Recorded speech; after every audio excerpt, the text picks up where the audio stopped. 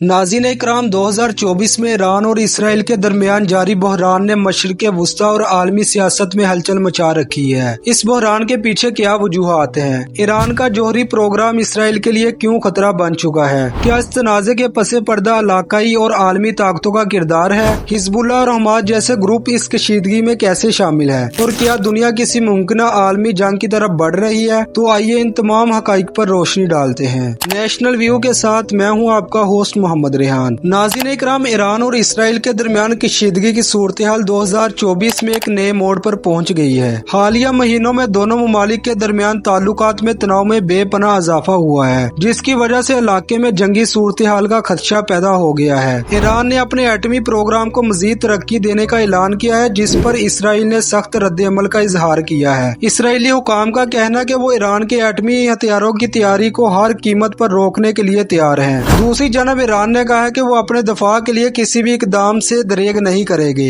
नाज़रीन इकराम, इस बहरान ने आलमी सतह पर तशवीश की लहर दौड़ा दी है और बहुत से ममालिक इस सूरत हाल को करीब से मॉनिटर कर रहे हैं। अमरीका और यूरोपीय ममालिक ने दोनों ममालिक पर जोर दिया कि वो मुज़ाकरात के जरिए इस मसले का हल तलाश करें, लेकिन दोनों तरफ से बातचीत के कोई असर नजर नहीं आते। इसके अलावा खित्ते के दीगर ममालिक भी इस सूरत हाल से मुतासर हो रहे हैं। सऊदी अरब और मुत्तहिदा अरब अमारात जैसे ममालिक ने अपने दफाई निजाम को मजबूत बनाने की कोशिशें शुरू कर दी हैं, क्योंकि इन्हें खतरा महसूस हो रहा है कि अगर इसराइल और ईरान के दरमियान जंग छिड़ गई तो इसके असरात पूरे खित्ते पर पड़ सकते हैं। नाज़रीन इकराम, इस बहरान के पसे मंजर में ईरान ने इराक, शाम और यमन में अपने तहादियों को मजबूत किया है और इनके जरिए इसराइल के खिलाफ कार्रवाइयां करने की धमकी दी है। इसराइल ने भी जवाबी इकदाम करते हुए अपने फजाई हमलों में इजाफा किया है। खास तौर पर शाम में ईरानी अहदाफ को निशाना बनाया जा रहा है। ये तमाम सूरतें इस बात की निशानदेही करती है कि दोनों ममालिक के दरमियान कशीदगी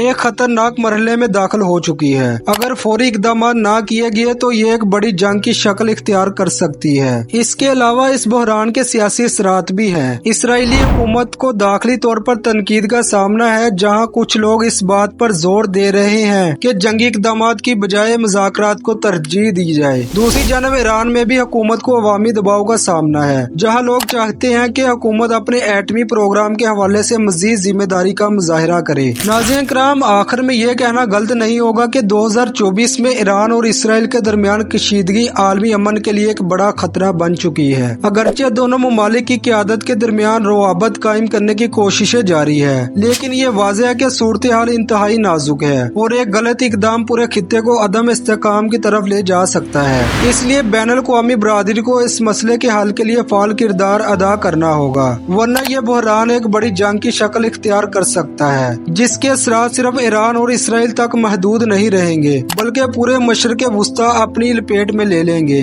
नाज़रीन, ये था ईरान और इसराइल के कशीदगी का पस मंजर, जो हमने तफसील से आपको बताया। अगर वीडियो अच्छी लगी हो तो इसे शेयर कीजिए और चैनल को जरूर सब्सक्राइब कीजिए। शुक्रिया।